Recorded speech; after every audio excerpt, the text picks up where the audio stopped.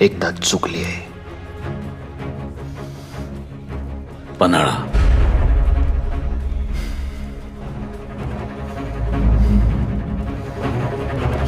मिर्झा राजेंशी तह केला तेव्हा आदिलशहाच्या घशातून हा किल्ला सहज काढून घेऊ असं वाटलं होतं आम्हाला.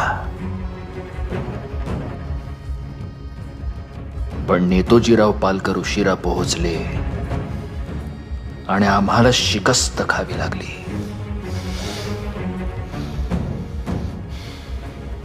हजार मावळ्यांच्या रक्ता मांसाचा चिखल झाला आमच्या डोळ्यासमोर.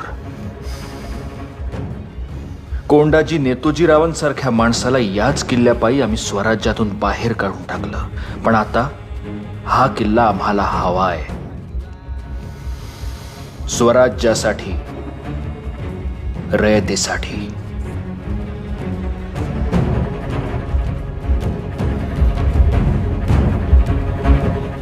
कोंडाजी, मग आपला बेत काय?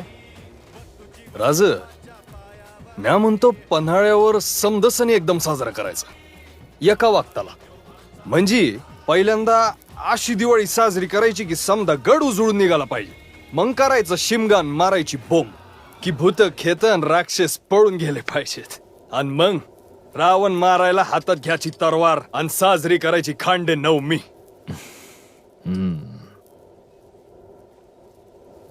किती माणसं देऊ सोबत? 3000? नाही जी, 5000? नगराज. मग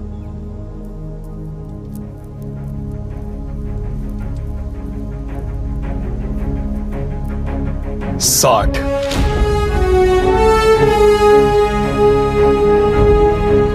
फक्त 60?